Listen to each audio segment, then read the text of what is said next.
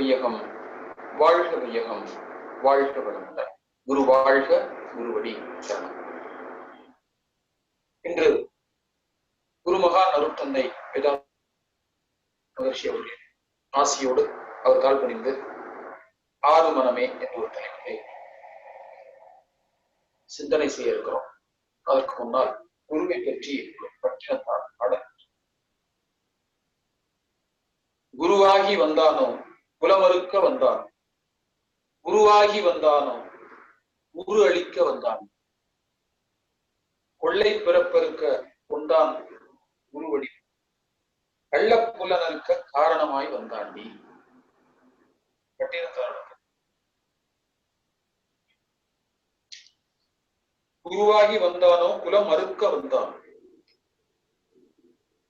குருவாகி வந்ததே எதற்கு அப்படின்னு சொன்னா, என் குலம் மறுப்பதற்கு. என் குலம் என்றால் இனிமேல் எனக்கு அந்த குல வாரிசு என்பது வேண்டாம் என்ற பிறப்பை அறுப்பதற்காகத்தான் குரு என்பவர் வந்தார். உருவாகி வந்தானோ உரு அளிக்க வந்தானோ, இனிமே உருவமே வேண்டாம். அருணகிரிநாதர் திருப்புகழ்ல சொல்றது அதுக்குத்தான். குருவாய் வருவாய் அருள்வாய் குருவே. என்ன அருள் பண்ணணும்? இனிமேல் பிறப்பு உருவம் வேண்டாம். அதுக்காக உருவமா வந்திருக்கிறார். சாட்சாத் பர பிரம்மமாக வந்திருக்கிறாங்க. எதற்கு வந்திருக்கிறாங்க? குரு உருவத்துல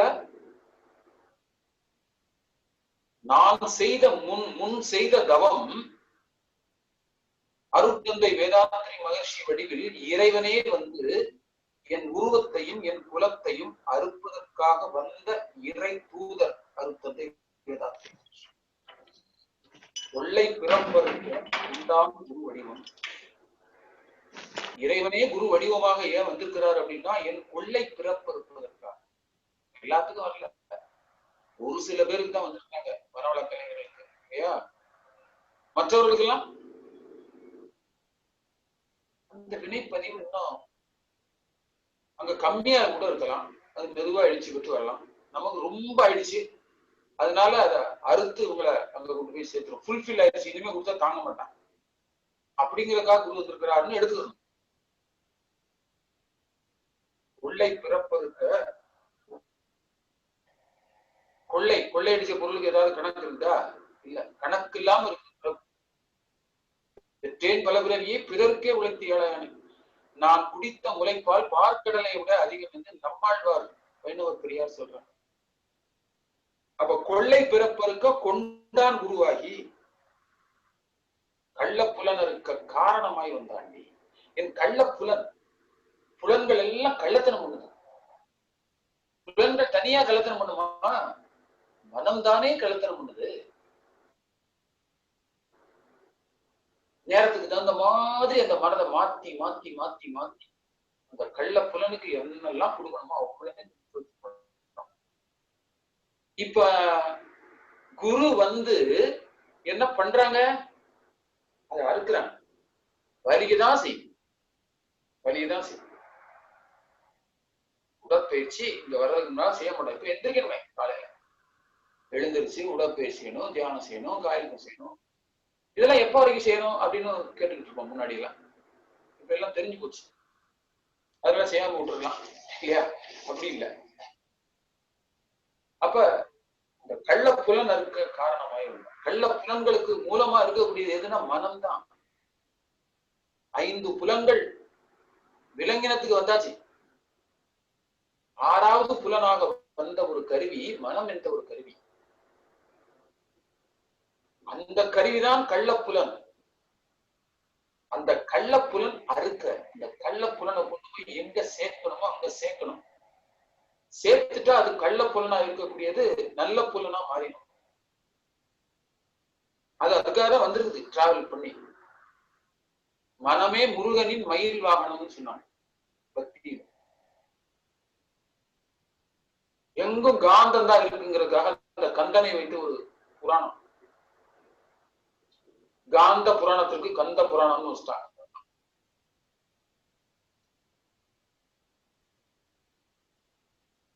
அப்ப குருங்கிறவங்க நம்ம வாழ்க்கையில வந்துக்கிறாங்க அப்படின்னு சொன்னா, இந்த கள்ளப்புலனை அறுக்கும் பொழுது, அறுவை சிகிச்சை செய்யும் பொழுது கொஞ்சம் வலியத்தான் செய்யும், துன்பங்கள் மேலிடத்தான் செய்யும். இன்பமாகவும் துன்பமாகவும் வருவதெல்லாம் அந்த வினைப்பிரிவின் காரணமாக இறைவனால் கொடுக்கப்பட்ட ஒரு வரம் அப்படிங்கிறது இந்த மனம் எடுத்துக்கொள்ற அளவுக்கு வளப்பட்டு போச்சு. அதுதான் மனவளக்கலை. அப்ப கள்ளப்புலனை அறுக்கிறது தான் குரு வந்துட்டான். இது அப்படியே கொண்டு போய் உங்களை அங்க கொண்டு போய் நிப்பாட்ட முடியாது.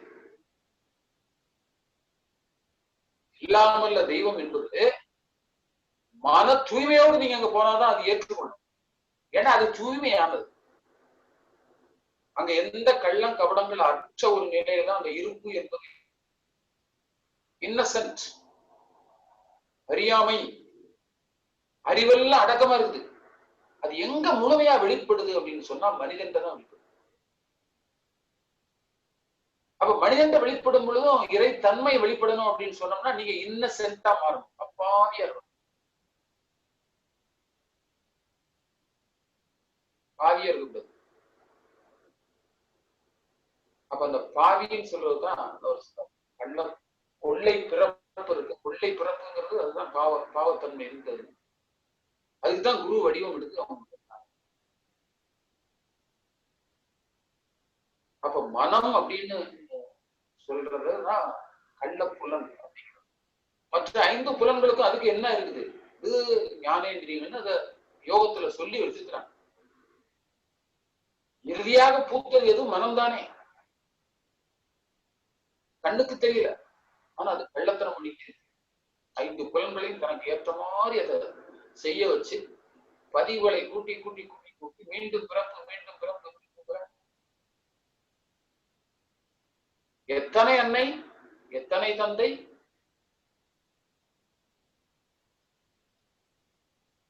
இதுகிட்டே இருக்கே பிறப்பு. அப்ப அதெல்லாம் அறுக்கணும் அப்படின்னு சொன்னா கொஞ்சம் அறுவை சிகிச்சை செய்யும் கொஞ்சம் நமக்கு வலி இருக்கத்தான் செய்யும்.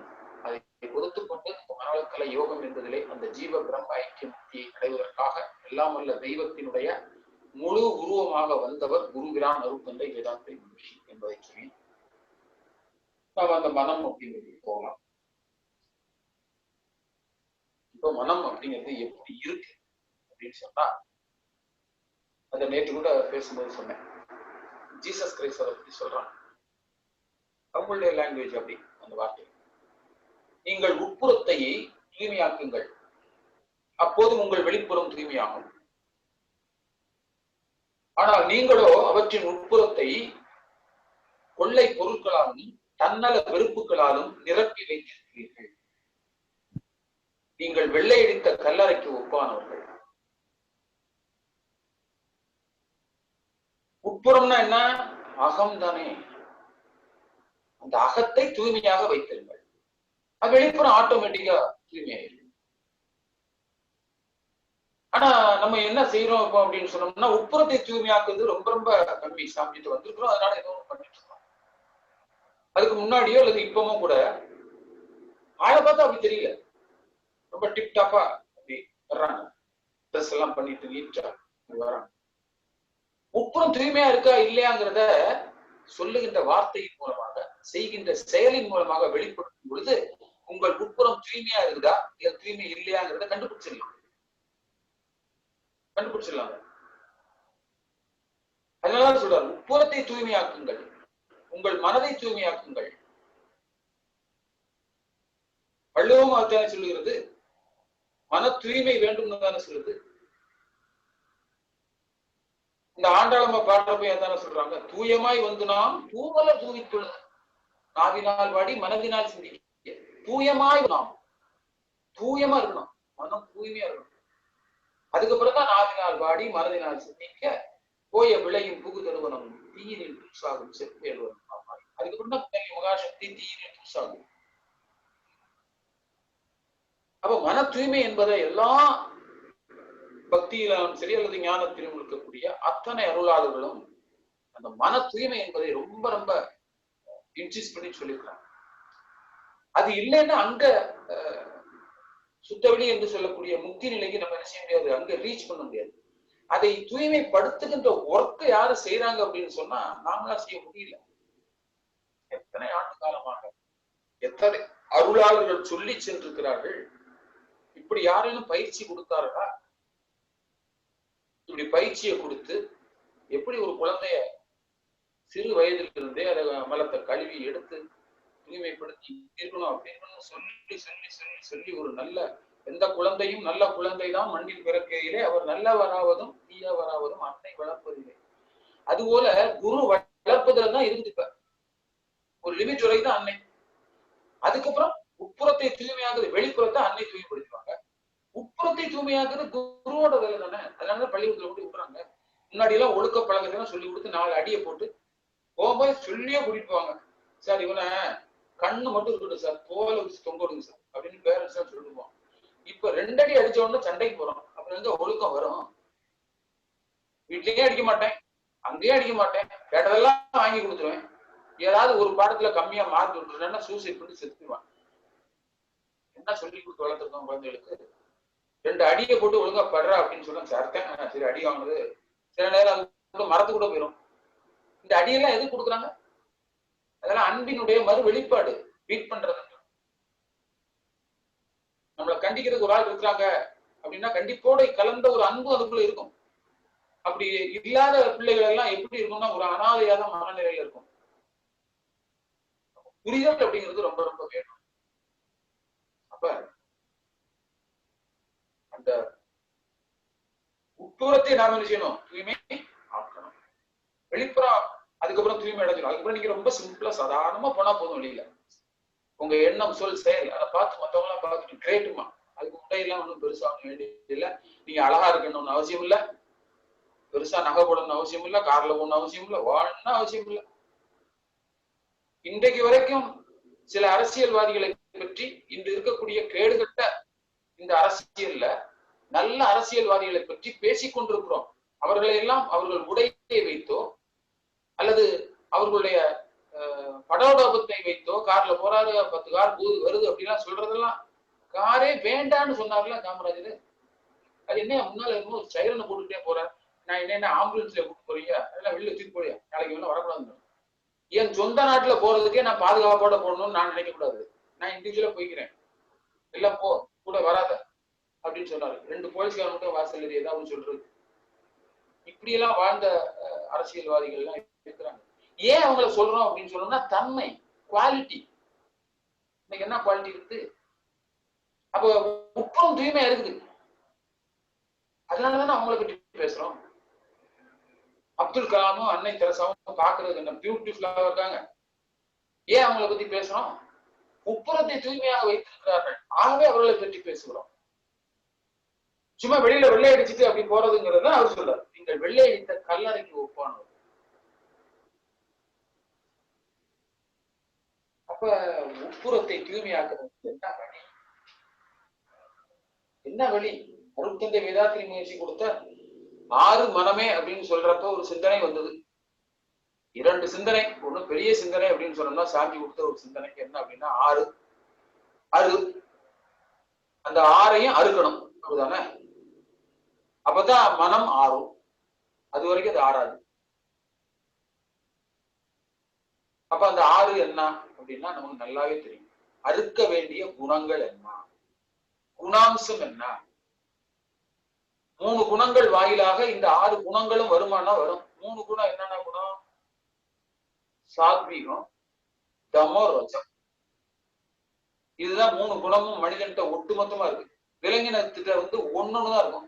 இது 3 ஒட்டுமொத்தமா நம்மகிட்ட இருக்கக்கூடிய விஷயங்கள் இருக்குது. இந்த 3 குணமும் என்கிட்ட இருக்குன்னு தெரிஞ்சு எந்த குணத்தை நான் வைத்துக் கொண்டு சிறப்படையலாம், எந்த குணத்தை தவிர்த்து கொள்ளலாம் என்பதுதான் ஞானம்னு சாதிச்சிருக்காங்க. ஒரு கவியில் அப்படிதான் எழுதியிருக்காங்க. இந்த முக்குணங்களும் புரிந்து கொண்டு எந்த குணத்தில் நான் சிறப்படைய முடியும் என்று அதற்கான ஒரு முயற்சியில நீ இருந்தேன்னா அதுதான் ஞானம். அதுதான் 6 குணம் சீரமைப்பு. அப்பதான் மனம் மாறும். இல்லைன்னா பேராசை பிடிச்சு அலையும். அப்படிதானே? அது அலைந்து அலைந்து வந்தது. இன்னைக்கு காலையில கூட பேசும்போது சொன்னேன், மனம் எதற்காக அலைந்து வந்தது? ஆதி எனும் பரம்பொருள் மெய் எழுச்சி பெற்று அணுவித்த உயிராகி, உயிராகின்னு வார்த்தை போட்ட பிறகு அங்கே என்ன ஆயிடுச்சு? மனம் அப்படிங்கிற ஒன்றும் டிராவல் பண்ணி தான் வருது. அந்த அணு இப்படி எல்லாம் சுழண்டு சுழண்டு சுழண்டு சூழ்ந்தெழுத்தும் ஆற்றல் காரணமாக விண்ணாக மாறி, அந்த விண்ணெல்லாம் சூழ்ந்தெழுத்திய பொழுது காற்றாக மாறி பஞ்ச பூதங்களாக ஆகி என்ன அலைச்சலங்க. அலைந்து அலைந்து அலைந்து கடைசியில ஓரறிவு. இதுக்கெல்லாம் எத்தனை கோடி வருடங்கள்னு இன்னைக்கு வரைக்கும் விஞ்ஞானிகள் ஏதாவது சொல்லுவாங்களா?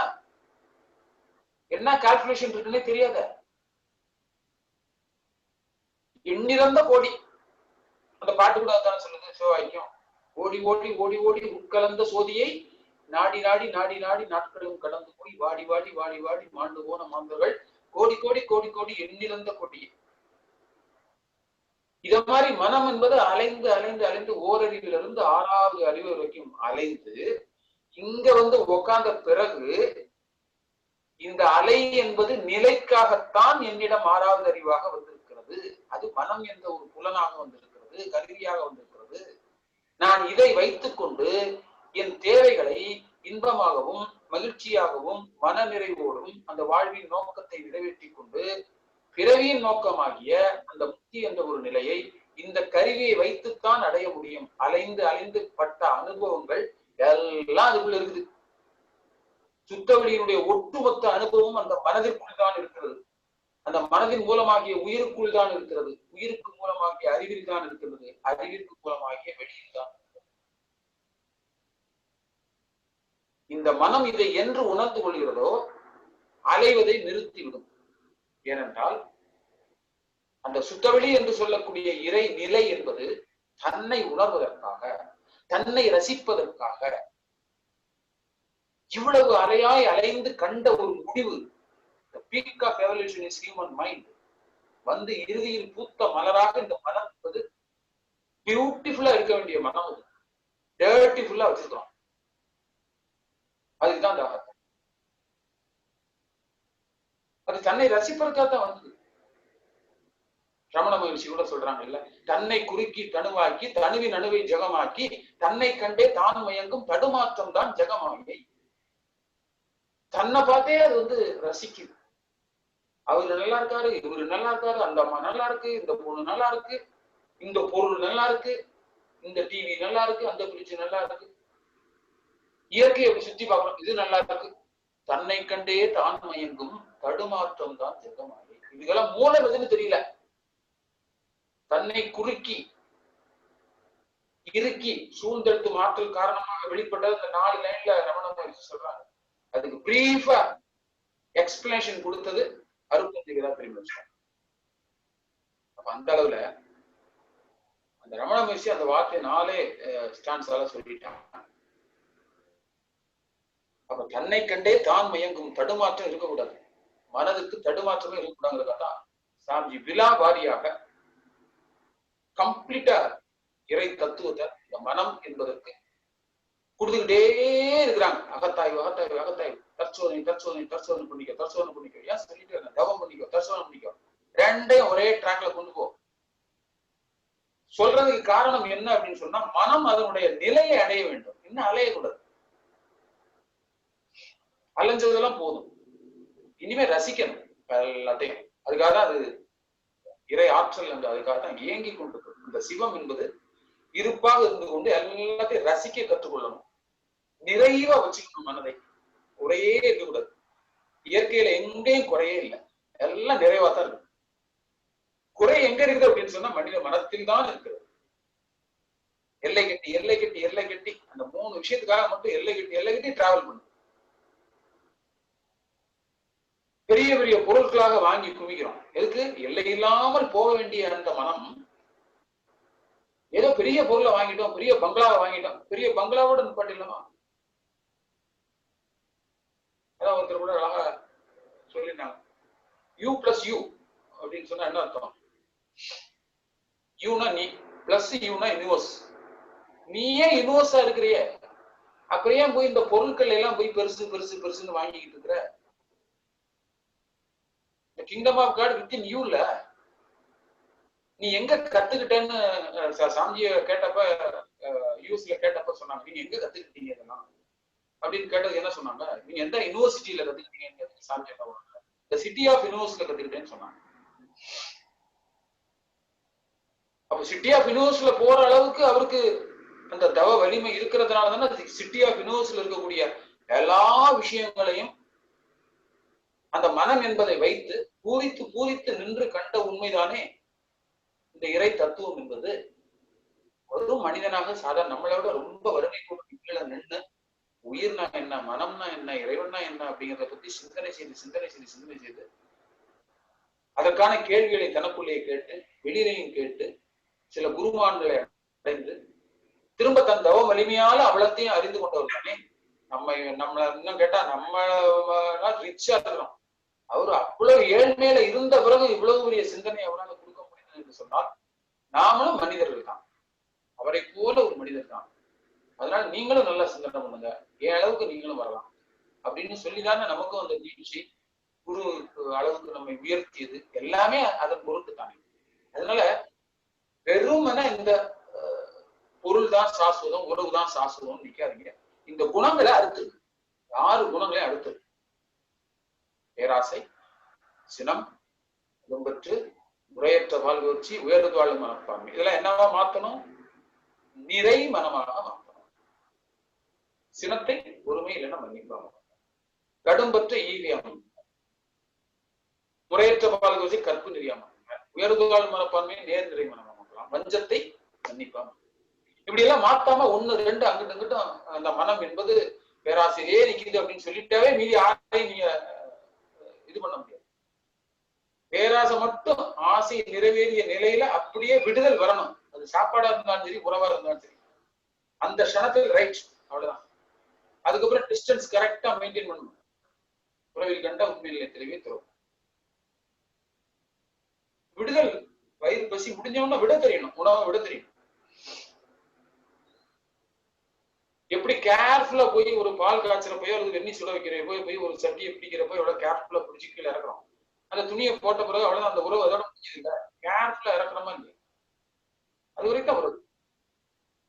அது சட்டியிலேயே வச்சிருந்து பத்த விட்டீங்க அப்படின்னு சொன்னா பத்திக்கணும், அவ்வளவுதானே? அது மாதிரிதான் அந்த உறவை கரெக்டா மெயின்டைன் பண்ணணும். அப்படி இல்லைன்னா பேராசையா மறந்துடும். பேராசைன்னு ஒண்ணு வந்துருச்சு அப்படின்னு சொன்னா கீழே மலமலன்னு 5 பேர் மேல விழுந்து குதிச்சிருவான். கபடியில எப்படி ஒருத்தன் மேல விழுந்தவொன்னு அவ்வளவு பேர் மேல விழுகுறானோ அது மாதிரி அவ்வளவு பேர் மேல விழுந்து போட்டு அமைக்கணும். பேராசைன்னு ஒண்ணு வந்துச்சுன்னா ஐடென்டிஃபை பண்ணணும், பேராசை இருக்கா இல்லையா. இருந்தா முளையிலே கிழித்து தூக்கி போட்டணும். இல்லைன்னா இந்த 5 பேரும் உங்கள்கிட்ட இருப்பான். இருக்கானா இல்லையாங்கிறத பாருங்க. இருந்தா பேராசை தான் அதுக்கு மூல காரணம். பேராசைக்கு மூல காரணம் ஆணவம், கர்மம், மாயை. அதுக்கு மூல காரணம் என்ன? தான் தனது. பொருள் பற்று, அதிகார பற்று, அந்த 2 இல்லையா இருக்கிறதுனால அப்படியே மலர்ந்து 6 குணங்களாக வருது. அந்த 6 குணங்களை சீரமைக்க முடியாம திணறும் பொழுது அதுவே என்னவா வருது? பஞ்சமா பொய், களவு, சிறு கொலை. இதுல ஏதாவது ஒண்ணு இருக்கான்னு ஐடென்டிஃபை பண்ணி பாருங்க. இருந்ததுன்னா அதை தூக்கி வெளியில போடுறதுக்கு சாமி என்ன அட்டவணை கொடுத்தாங்களோ அட்டவணை போடுங்க. இதெல்லாம் செய்யாம அந்த அரியாசனத்துல சீட்டு இல்லை, அது மட்டும் நல்லா உறுதி. சாமி அதை பி கிளியர். அதுக்கான பயிற்சியை கொடுத்துட்டு போயிட்டாங்க. சுக்குமமாக இருந்தும் நம்மளை வழி நடத்திட்டு இருக்கிறாங்க. அதனால அவரை பிடிச்சுக்கிட்டு என்ன செய்யணும்? இந்த 6 குணங்களையும் சீரமைத்தால் இந்த மனம் ஆறும். இல்லைன்னா என்ன அழகிட்டே தான். ஆறாத மனம் எப்படி இருக்கும்? ஆறாத பேராசையா தான் இருக்கும், ஆறாத சினமா இருக்கும், ஆறாத கடும்பற்றா இருக்கும், ஆறாத உயர்வு மனப்பை எல்லாம் வந்துடும். அப்ப ஒவ்வொன்றிலையும் ஆறணும். அந்த மனம் 6 மனமை அப்படின்னு சொன்னா ஒவ்வொன்றிலையும் நிறைவு இருக்கணும். இருக்கிறதுல நிறைவு இருக்கணும். இன்னொன்னு போய்கிட்டே தான் இருக்கும். அது பொருட்கள் சரி, உறவுனாலும் போயிட்டே தான் இருக்கும். அலைபாகின்ற மனம் என்பது இயல்பு. அந்த இயல்புல இருந்து நீங்க கொஞ்சம் விடுதல் அடையணும். பிரத்யாகாரா அப்படின்னா மன விடுதலை. அதுக்குதான் அது எங்க இருந்து வந்ததோ அந்த மூலத்துல கொண்டு போய் உயிர் மேல் மனம் வைத்ததோட பிரத்யாகாரம். அதுலயே ரொம்ப நேரம் நின்று ஒழுகுனீங்கன்னா தாரணை. இந்த 2லயும் மாத்தி மாத்தி மாத்தி மாத்தி 9 தவம் 10 தவம் 11 தவம் கொடுத்தாரு. மாத்தி மாத்தி உயிர்லயே எல்லாம் உயிர் தான். எங்க போய் நின்னாலும் உயிர் தான். அந்த உயிர்ல நின்று எந்த தவம் வேணாலும் பண்ணுங்க. பண்ணி பண்ணி பண்ணி அந்த மூலத்துல உயிர்லயே நின்று தோய்ந்து தாரணையாக ஒழுகி நின்னீங்க அப்படின்னு சொன்னா அது தியானத்துக்கு உங்களை ஆட்டோமேட்டிக்கா முடியும். இப்ப பண்றது எல்லாம் பிரத்யாகார தாரணை. அப்ப தியானத்துக்கு நம்மளை கூட்டிட்டு போகுது அப்படின்னு சொன்னா அதுதான் நீங்க தவன புறம் செஞ்சா கம்ப்ளீட்டா எப்ப வரும் தெரியல. அது உங்களுடைய வினை தூய்மை மன தூய்மையை பொறுத்து அந்த நிலை கிரியாதீதம் என்பது வாய்க்கும். உடனே வாய்த்திருது மகான்கள், சில மகான்களுக்கு. அருணகிரிநாதர் செய்யாத பழி செயலா, பட்டினத்தார் செய்யாத பழி செயலா க்ஷணத்துல கிடைச்சதே. எப்படி கிடைச்சது தெரியாது இல்ல, எப்ப வரும்னு தெரியாது. அந்த க்ஷணம் அப்படின்னா கிடைக்கும், அவ்வளவுதான். அதற்கான ஒரு முன் ஏற்பாடு தவம், தியானம் அதுவா நிகழும். அதுக்கப்புறம் தியானமே ஒரு நாளிகை எல்லாம் நீடிச்சது அப்படின்னு சொன்னா ஆதிக்கு சமமான நிலை, முக்தி நிலை என்பது. முதல்ல தியானத்துக்குள்ள என்ட்ராகிறதுக்கு என்னெல்லாம் சூழ்நிலை, வெளிப்புற சூழ்நிலை எல்லாம் நீங்க உருவாக்கணும். உருவாக்கி அந்த உட்புற சூழ்நிலைக்குள்ள நுழையணும். நுழைந்தால் ஒரு நாள் அதுவாக நடக்கும். அதற்கு இந்த மனம் என்றால் என்ன, மனதினுடைய அலைச்சூழல் என்றால் என்ன, யாரெல்லாம் சாமி சொல்லி கொடுத்தாங்க. அப்ப இந்த மனம் அப்படிங்கிறது அலையக்கூடியதுதான். இப்ப ஒரு சாதாரண ஒரு விஷயம் சொல்றது அப்படின்னா, மனம் என்பது எப்படி இருக்கு அப்படின்னு சொன்னா குரங்குன்னு சொல்லி கேள்விப்பட்டுக்கிறோம். உண்மையிலேயே சாஞ்சி சொல்றதுக்கும் குரங்குன்னு சொல்றதுக்கும் இன்னும் நிறைய ஒரு கதை சொல்ல போறேன். அதெல்லாம் பாத்தீங்க அப்படின்னு சொன்னா சாஞ்சி சொன்னதுக்கு சாமி ஒருத்தவங்க தான் மனம் அப்படிங்கிறத சிறுமைப்படுத்தி சொல்லவே இல்லை. ஏன்னா மனம் என்பது இறைநிலையினுடைய மறுமுனை. அது அப்படி கேவலமா போகாதுன்னு சொல்றாங்க. ஆனா கேவலமா போகுது. ஏன்னா மனது அறியாததுக்கு போகும், அறியாதவங்களுக்கு போகும், அறிந்தவங்களுக்கு என்ன செய்யாது, போகாது. அப்ப மனதை அறிய நினைக்கணும், அடக்க நினைக்கணும். இப்ப மனம் என்பது எப்படி போய் டிராவல் பண்ணிட்டு இருக்கு, சாதாரண மனிதர்களுக்கு எப்படி டிராவல் பண்ணுது அப்படின்னு சொன்னா, ஒரு நல்ல விஷயத்தை இந்த மனம் என்ன செய்யாது, ஏற்றுக்கொள்ளவே ஏற்றுக்கொள்ளும். என்ன வேணாலும் முயற்சி பண்ணி பார்ப்பாங்க. மற்றவர்கள் எப்படியும் அப்படி இருக்கிறாங்க. நாம இப்ப ஓரளவு கொஞ்சம் சாமிகிட்ட வந்ததுனால கொஞ்சம் வளப்பட்டு போச்சு நம்மளுடைய மனம். அதுக்கு ஒரு சின்ன ஒரு கதை. என்ன கதை அப்படின்னா, ஒருத்தவங்க ஒரு சொற்பொழிவுக்கு போயிருக்காங்க. நிறைய கூட்டமா இருக்குது. அந்த சொற்பொழிவாளர் நல்ல கருத்துக்கள், நற்பண்புகள் உள்ள கருத்துக்கள், இறை கருத்துக்கள் இதெல்லாம் சொல்லிட்டு இருக்காங்க. அந்த கூட்டம் கேட்டுக்கொண்டே இருக்கிறது. 1 மணி நேரம் அவருக்கு கொடுக்கப்பட்டிருக்கு. அரை மணி நேரம் கேட்டுட்டு இருந்தவங்க அதுக்கப்புறம் என்ன பண்ணிட்டாங்க, செல்போனை நோண்டுறாங்க, பக்கத்துல பேசுறாங்க, அப்படி லைட்டா தூங்குற மாதிரி தூங்கி விடுறாங்க, கொட்டாய் விடுறாங்க. இதெல்லாம் அங்கங்க அப்படி பாக்குறாரு. பார்த்த உடனே இன்னொன்னு சபையினுடைய காந்தம் தான் அவரை பேசவே வைக்கும்.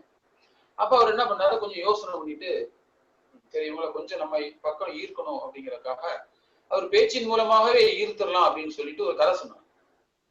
நான் இப்ப உங்களுக்கு ஒரு கதை சொல்ல போறேன்னு சொன்னோம்னா அந்த கொட்டாய் விட்டாலும் கொஞ்சம் எதிர்ச்சுவாங்க, இன்னும் கதை சொல்ல போறாங்க. சின்ன பிள்ளைல இருந்தே கதை கேட்டு நமக்கு பழக்கமாயிடுச்சா, அதனால கதை சொல்ல போறேன்னு சொன்னோம்னா எல்லாம் கொஞ்சம் அப்படி விழிச்சு செல்போன் பாக்குறவங்க அப்படி வச்சுட்டு உடனே என்ன சொல்றான்னு தெரியல அப்படின்னு உடனே அவர் ஒரு கதை சொன்னார். நான் சிறு பிள்ளையா இருக்கும்போது எங்கள் கிராமத்துல இந்த துணியெல்லாம் துவைக்கிற வண்ணான் இருப்பாங்க. அவங்க டெய்லி அந்த கழுதையை கூட்டிட்டு போவாங்க. அவரு என் கூட கொஞ்சம் பேசுவாரு. சிறுவனா இருக்கும்போது என்னப்பா ஸ்கூல் பணியா வச்சாங்க, பக்கத்து வீட்டா இருக்கிறனால என்கிட்ட பேசுவாரு. பேசிட்டு அவர் ஒரு நாள் சொல்லுவாரு, இந்த கழுதை கூட நான் அப்பப்ப பேசுவேன், அது என் சொன்னபடியெல்லாம் நல்லா கேட்கணும் அப்படின்னு சொன்னார். கழுதை பேசுமா அப்படின்னு ஒரே சந்தேகம். சரி நம்மளும் ஒரு நாள் கழுதை கூட பேசி பார்க்கலாம் அப்படின்னு சொல்லிட்டு அந்த கழுதை கூடயே இவன் போயிட்டே இருந்திருக்கான். அது எங்க போதோ அது பின்னாலேயே நம்ம கூட பேசுமே அப்படின்னு சொல்லிட்டு போயிட்டே இருந்திருக்கான். இப்படியே ஒரு வாரம் போகுது, புதிய சம்பந்தத்துக்கு போது இவனுக்கு பின்னாலே கொஞ்சம் கொஞ்சம் டைம் கிடைக்கும் போதெல்லாம் போய் பாக்குறான். பார்த்த உடனே இது நாளா நடந்துட்டே இருக்குது. அப்ப கழுத ஒரு நாள் பேசுமா என்னன்னு தெரியலையே அப்படின்னு டவுட்லயே என்ன பண்ணிட்டான், ஸ்கூல் போயிட்டான் அப்படின்னு சொல்லிட்டு அந்த கதையை அப்படியே நிப்பாட்டிட்டாரு.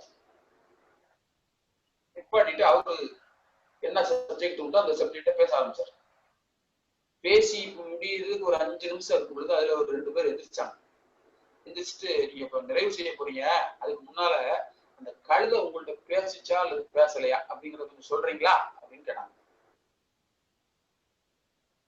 அப்பதான் அவர் சொன்னாரு, நான் கிட்டத்தட்ட 50 நிமிடம் பேசியிருக்கிறேன். இந்த இறை தத்துவத்தையும் நற்பண்புகளை பற்றியும் நான் பேசியிருக்கிறேன். அதை பற்றியெல்லாம் உங்களுடைய மனம் என்பது என்ன ஏதுன்னு கேட்கல, ஒரு கொஸ்டின் கூட கேட்கல.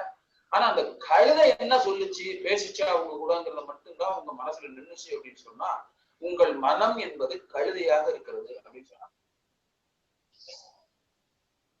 அப்ப புத்தி என்ன புத்தி இருக்குது? கழுத புத்தி தான் தானே. அப்ப எதையுமே பாசிட்டிவா இருக்கிறத இந்த மனம் எடுத்து என்ன செய்யல, இந்த வினையின் காரணமாக பழகல் எல்லாமே நெகட்டிவ் தான். பாசிட்டிவா இருக்கிறத பத்தி நினைச்சு போகாது. நல்ல கார் வாங்கி 10 வருஷம் ஓட்டிருப்பான், எங்கனையாவது போய் ஒரு முட்டி ஒரு இடத்துல ஒரு ஆக்சிடென்ட் ஆயிடுச்சு, இவனுக்கு சில கிராச்சஸ் ஆயிடுச்சு அப்படின்னு சொன்னா, வண்டி எடுக்கிறப்ப எல்லாம் வந்து ஐயோ அப்படி ஆயிருமோ அப்படி ஆயிருமோ அதை நினைச்சுக்கிட்டே ஓட்டுவாங்க. அப்புறம் இன்னொரு ஆக்சிடென்ட் ஆகதான் செய்யும். ஆனா 10 வருஷமா என்ன பண்ணிருக்கிறான், நல்ல விஷயங்கள் எவ்வளவோ இருக்கிறான், அதையெல்லாம் நினைக்க வேண்டியதானே. ஏன் இது மட்டும் வருது, நெகட்டிவா தாட்ஸா ஏன் வருது?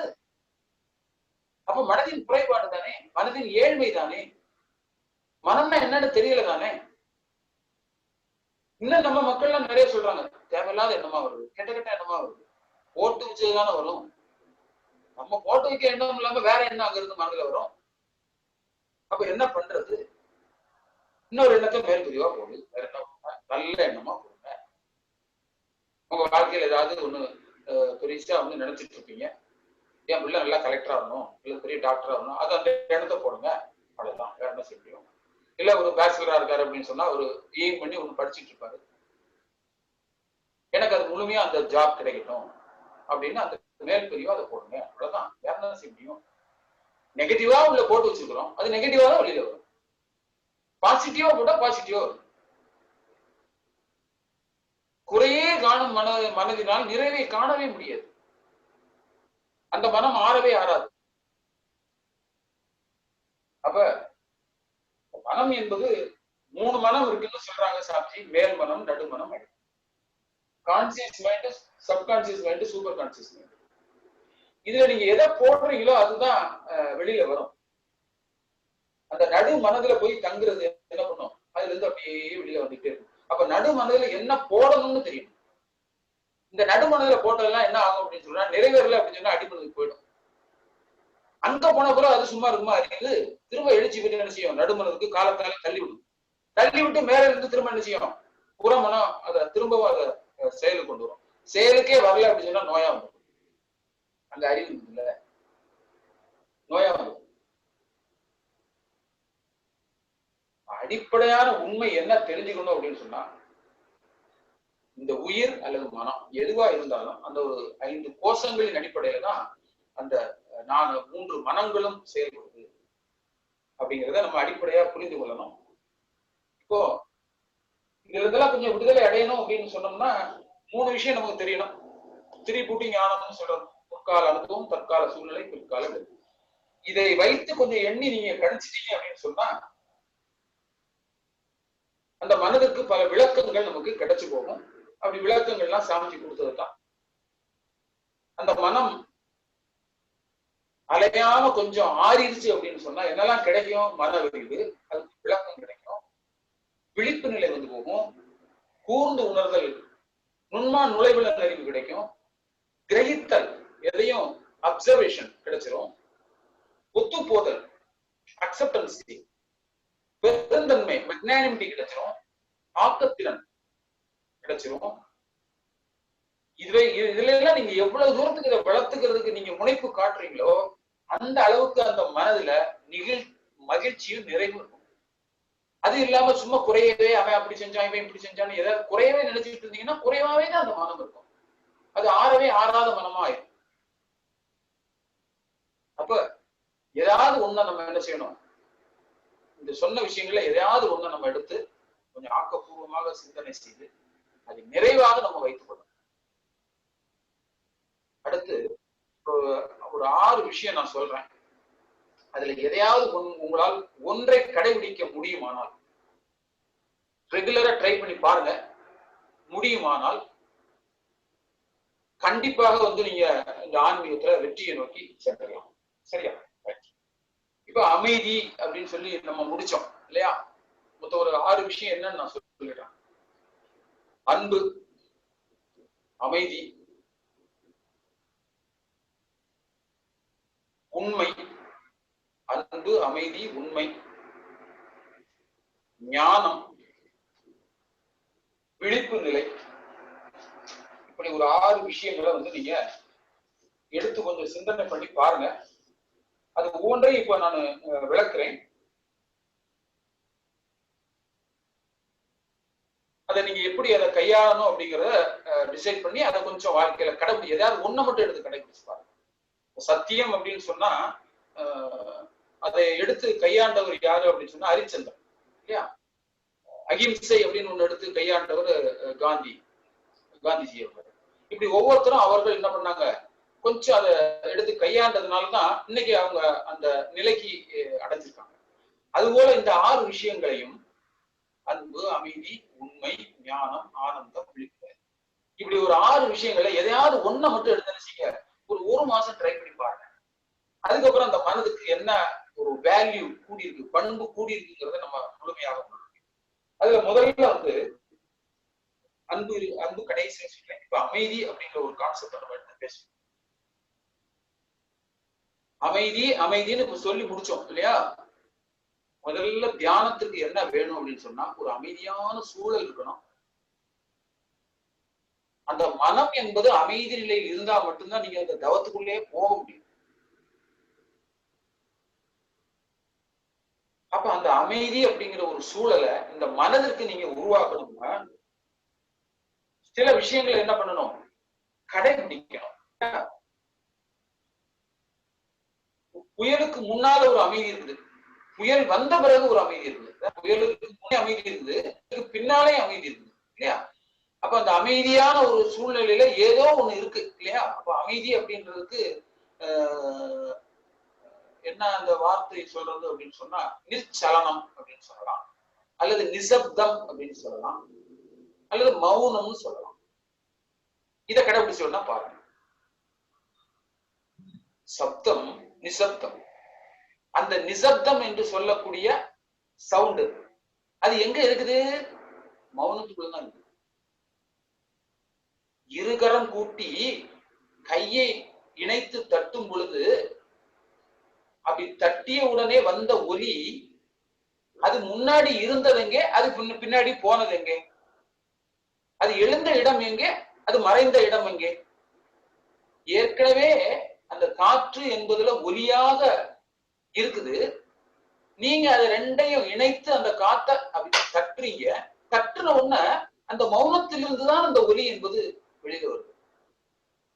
வெளியில வந்த ஒலி அடங்கி போச்சு. எங்க அடங்குச்சு? அந்த வெளியில தான் அடங்குச்சு, அந்த மௌனத்துலதான் அடங்குச்சு. அப்ப மௌனத்துலதான் அவ்வளவுமே இருக்குது, அமைதியிலதான் அவ்வளவுமே இருக்குது. அதை கொஞ்சம் கடைசி கொடுத்து தானே பார்க்கணும். கொஞ்சம் அமைதியா இருந்து பாருங்க, மௌனியா இருந்து பாருங்க. உள்ள என்ன ஸ்ட்ரென்த் இருக்கு, என்ன எனர்ஜி உருவாகுது, சக்திகளை உள்ள உருவாகுதா தெரிஞ்சு போகும்ல. ஒரு மரம் வளருது அப்படின்னு சொன்னா, ஒரு செடி வளருது அப்படின்னு சொன்னா எந்த ஆர்ப்பாட்டம் இல்லாம வளருது? ஒரு விதைய வச்ச உடனே அப்படியே முளைச்சு முளைச்சு முளைச்சு முளைச்சு தண்டாக வருது, கிளையாக வருது, இலையாக வருது, பூவா வருது, பிஞ்சா வருது, காயா வருது, கனியா வருது. எந்த ஆர்ப்பாட்டமும் இல்லை, சத்தமும் இல்லை. கல்லும் மரமும் நின்று மோன நிலையில் தவமாற்றும் பொழுது சொல்லும் கருத்தும் உடைய மனிதன் சுகம் கெட்டு போவதே, ஆசைதனை பேராசையாக ஆக்கவென்று ஆக்கிவிட்டு அல்லல் படும் அன்பர்களே, சுயநிலை அறிய கருத்தவமே போதும். அப்போ ஒரு மரம் என்பது அமைதியா இருந்து தன்னை வெளிப்படுத்தும் பொழுது அதுக்கு இருக்கிற ஒரு ஸ்ட்ரென்த், எவ்வளவு ஸ்ட்ரென்த் இருக்குது. அது போல கொஞ்சம் அமைதியா நம்ம சில பேருக்கு பையங்க ஏதாவது ஒண்ணு சொன்னா கேட்காம அப்படி நின்றுட்டே இருக்காங்க. ஏன்டா மரம் மாதிரி நிக்கிற அப்படின்னு நாம கூட வைரமா இருக்கு. இப்ப நாம மரம் மாதிரி இருந்துதான் பாருங்க. டெய்லி மரத்தோடு தொடர்பு கொள்ளுங்க. மரத்தின் மீது அன்பு செலுத்துங்கள். அந்த அமைதி என்பது உங்களாக மாறும். அந்த தன்மையெல்லாம் நம்ம தன்மையா மாறும். ட்ரை பண்ணி பார்க்கணும். கொஞ்சம் அமைதியாக இருந்து பார்க்கணும். பதிலுக்கு பதில் பேசிட்டே இருந்தீங்கன்னா உள்ளுக்குள்ள இருக்கிற இறைவன் பேச மாட்டான். கொஞ்சம் அமைதியா, எதுக்கு எடுத்தாலும் அமைதிதான். ஒரு சைலன்ஸ் அந்த இடத்துல உருவாங்க. ஒரு வார்த்தைக்கும் இன்னொரு வார்த்தைக்கும் இடைவெளி, கேப் இருக்கு பாருங்க. அதுல என்ன இருக்குது? அந்த மௌனம் தான் இருக்கு. அந்த மௌனம் தான் இருக்கு. ஒரு வார்த்தைக்கு இன்னொரு வார்த்தை கேப் விட்டு முதல்ல பேசணும். வீட்டுல என்ன சொன்னாலும் எடுத்ததுக்கும் தொடுத்ததுக்கும் நீ அப்படி சொன்ன, நான் இப்படி சொன்னேன், தொடர்ந்து பேசிட்டே போனோம் அப்படின்னு சொன்னா அந்த வெளி என்பது உங்க உள்ளுக்குள்ள வர வாய்ப்பே இல்லை. பதிலுக்கு பதில் நபர் சொல்லிட்டாங்கன்னா கொஞ்ச நேரம் அமைதியா இருந்து பார்த்துட்டு அதுக்கப்புறம் ஒரு வார்த்தையை சொல்லலாம். என்ன நான் சொல்றேன் சும்மாவே இருக்க அப்படின்னு சொல்லி கேட்பாங்க. அது ஒய்ஃபோ அல்லது ஹஸ்பண்டோ. நான் சொல்லிக்கிட்டே இருக்க, கம்முன்னு இருக்கு அப்படிம்பாங்க. சொல்றேங்க ஐயா, அவசரப்படுறீங்க, அவ்வளவுதானே, முடிஞ்சு போச்சுல. செஞ்சுதான் பார்க்கணும். அதானே? அதனால எந்த ஆர்ப்பாட்டமும் இல்லாமத்தான் எல்லா விஷயங்களும் நடந்து கொண்டிருக்கு. மனிதனுக்கு தான் இந்த சிந்தனை எல்லாம் வரும், மற்றவங்களுக்கு மிருகங்களுக்கு எல்லாம் அது வராது. தேவைகள்லாம் முடிஞ்சிருது. அது வரைக்கும் ஆர்ப்பாட்டம், போய் ஏதோ ஒண்ணு பேசணும், வைக்கணும், போறோம் வரணும். அதுக்கப்புறம் மனவள கலைஞராக இருக்கிறவங்க அப்படின்னு சொன்னா அந்த அமைதியை கடைபிடித்தான். அதுல ஒண்ணு மாற்றுக்கிறதே இல்லை. அதானே? ஒரு சாதாரண ஒரு சினிமா பாட்டு தான். அதுல என்ன அழகா அந்த பேராசை, பொறாமை அப்படிங்கிற ஒரு குணம் அவருக்கு இருக்கும். சிவாஜி கணேசன் நடிச்சிருப்பாங்க. ஆலை கடைசியில உண்மை தெரிந்த உலகு இந்த மனம் இவ்வளவு இழிவாக நினைத்து விட்டதே. அவர்கள் 2 பேரும் காதலித்தவர் நமக்காக விட்டு கொடுத்துருக்காங்க, நம்ம அவர்களை போய் தப்பா நினைச்சிட்டப்பேன்னு சொல்லி முடிஞ்சு செத்து போவார். உடனே கால்கையெல்லாம் முடிஞ்சு ஒருத்தர் காப்பாற்றுவார். அப்ப மனம் தெளிவாயிடும். அதுக்கப்புறம் அந்த பொறாமை என்ற குணம் அவரை விட்டு வெளியில் போயிடும். சின்ன பிள்ளையிலேருந்தே அந்த குணம் அவருக்கு பில்ட் ஆகி வந்திருக்கும். அப்பதான் ஒரு பாட்டு படி, சட்டி சுட்டதடா கை விட்டதடா, புத்தி கெட்டதடா நெஞ்சை தொட்டதடா, நாளும் நடந்து முடிந்த பின்னால் நல்லது கெட்டது தெரியல. என்ன அழகான ஒரு வார்த்தையை கண்ணதாசன் போட்டிருக்காரு. பாதி மனதில் தெய்வம் இருந்து பார்த்து கொண்டதடா, மீதி மனதில் மிருகம் இருந்து ஆட்டி வைத்ததடா, ஆட்டி வைத்த மிருகம் என்று அடங்கி விட்டதடா, அமைதி தெய்வம் முழு மனதில் கோயில் கொண்டதடா. கடவுள் பாதி மிருகம் பாதி இருந்தது. இப்ப என்னாச்சு? முழுமையா அந்த மிருகம் என்பது ஒளிந்து விட்டது. அமைதி தெய்வம் முழு மனதில் கோயில் கொண்ட அமைதி தெய்வம். உணர்ந்த கவிஞர்களுக்கு அப்படி எடுக்க முடியும். ஆரவார பேரெல்லாம் ஓடிவிட்டதடா, ஆலயமணி ஓசை நெஞ்சில் கேட்டு விட்டதடா, தர்ம தேவன் கோயிலிலே ஒளி துலங்குதடா, மனம் சாந்தி சாந்தி சாந்தி என்று ஓய்வு கொண்ட. எறும்பு தோலை உரித்து பார்க்க ஞானம் வந்ததடா, என் இதயத்தோலை உரித்து பார்க்க ஞானம் வந்ததடா, இறக்கும் முன்னே இருந்த உள்ளம் இன்று வந்ததடா, இறந்த பின்னே வரும் அமைதி வந்து விட்டதா. சுமார் கேட்பாங்க. அப்படியே அந்த ஞான நிலைக்கு இந்த பாடல் எழுதி வச்சுட்டாங்க. எறும்பு தோலை உரித்து பார்க்க யானை வந்ததா. எவ்வளவு ஓமையா அந்த இடத்துல சொல்றாரு பாருங்க. எறும்பு மாதிரிதான் இருக்குது, அதுல எப்படியா யானை வருது அப்படின்னா என்ன அர்த்தம்? யானை என்பதை இறைவனாக உருவப்படுத்துறாங்க, எறும்பு என்பதை மனிதனாக உருவப்படுத்துறாரு. என் இதயத்தோலை உரித்து பார்க்க ஞானம் வந்ததடா. இதயம் என்பது அந்த எல்லாம் வல்ல தெய்வத்தினுடைய ஒரு துளிதான். எறும்பு மாதிரி ஒரு துளிதான் அந்த மனித உருவம். அதை கொஞ்சம் அந்த இதயத்தை உரிச்சு, அந்த மனதை உரிச்சு பார்த்தீங்கன்னா ஞானம் என்பது அதை உரிக்கிற வேலைதான் அகத்தாயிரும். ஆறு மனமே எல்லாத்துலயும் ஆறிடணும். அப்பதான் அந்த அமைதி என்பதை முதல்ல ஒரு படியாக எடுத்துக்கொள்ளணும். நிறைய தத்துவம் இருக்கு. உண்மை அப்படின்னு எடுத்தது. உண்மைன்னா என்ன? மெய். மெய்னா என்ன? மெய்ப்பொருள் அப்படின்னு அப்படின்னா what is the meaning of மெய்? மீனிங் என்ன? முதல்ல அதுக்கு என்ன மீனிங்னு முதல்ல தெரியணும். மெய்ங்கிறது முதல்ல என்ன மீனிங் தெரியணும், அதுக்கப்புறம் அதுக்குள்ள என்ன பொருள் இருக்குன்னு கண்டுபிடிக்கலாம். மெய் என்பதற்கு என்ன மீனிங் தெரியணும், அதுக்கப்புறம் அதுக்குள்ள என்ன திங்ஸ் இருக்கு அப்படிங்கிறத கண்டுபிடிச்சிக்கலாம் இல்லையா? அப்ப உண்மை அப்படின்னு சொன்னா என்றும் மாறாதது, தன்னிலையில் என்றும் மாறாதது. மாறுகின்ற பொருட்கள் எல்லாம் நிகழ்ச்சி, மாறாத ஒன்று எதுவோ அதுதான் பொருள். நீங்க எந்த பொருளை வேணாலும் எடுத்து பாருங்க, நீங்க பயன்படுத்தி கொண்டிருக்கக்கூடிய எந்த பொருளாக இருந்தாலும் எந்த உறவாக இருந்தாலும் அது தன் நிலையில் மாறிவிடும், நாம் உட்பட. ஒரு ஆப்பிள் அப்படின்னு சொன்னா 2 நாள் கழிச்சு அதனுடைய அர்த்தத்தை இழந்து விடும், அழுகிய ஆப்பிளாக மாறிவிடும். ஒரு மலர் காலையில தலையில வச்சிருக்கிறீங்க, சாயங்காலம் அழுகிய மலராக, வாசம் வீசியது வாசம் வீசாமல் தன் அர்த்தத்தை இழந்து விடும். இப்படி தன்னிலையில் தன் அர்த்தத்தை இழக்கக்கூடிய பொருட்கள் எல்லாம் பொருட்கள் அல்ல, பொருள் அல்லவற்றை பொருளென்று கூறும் மருளானா மானா பிறப்பு. எப்பொருள் எத்தன்மை தாயினும் அப்பொருள் மெய்ப்பொருள் காண்பது அறிவு. அப்ப தன்னிலையில் மாறாத ஒன்று, தன் அர்த்தத்தை மாறாத ஒன்று எதுவோ அதுதான் உண்மை, அதுதான் சத்தியம், அதுதான் நித்தியம். இந்த உண்மையை இந்த மனம் உணர்ந்து கொள்ள வேண்டும். அதற்கு நீங்கள் உண்மையை கடைபிடிக்க வேண்டும்.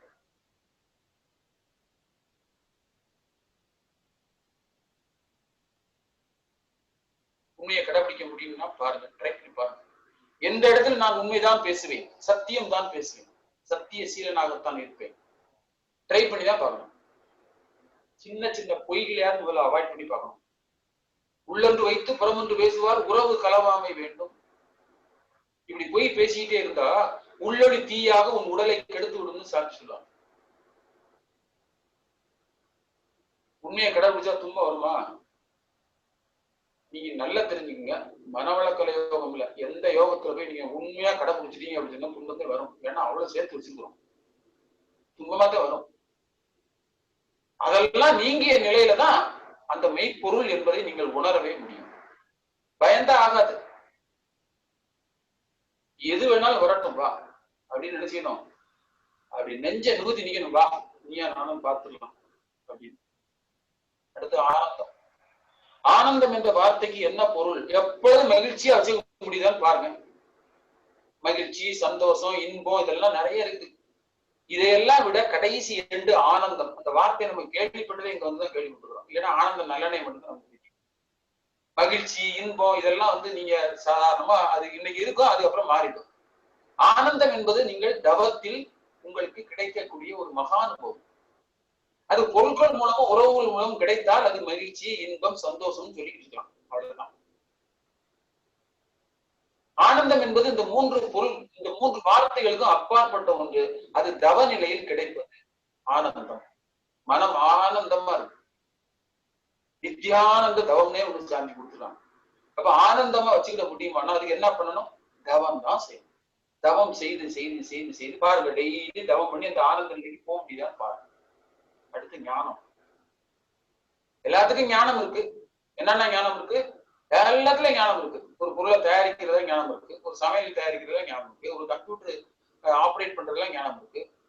சின்ன பையங்களுக்கு கூட செல்போன் ஆப்ரேட் பண்றதுல இருக்கு. நமக்கு 60 ஆச்சுன்னு நமக்கு தெரிய மாட்டேங்குது. அவங்களுக்கு அந்த ஞானம் இருக்கு. மெஞ்ஞானம் இருக்கா? உடல் நலம் நீளாயில் நிறை செல்வம் உயர்ப்புகள் மெஞ்ஞானம் ஓங்கி வாழ்க வளம்னு சொன்னாரு.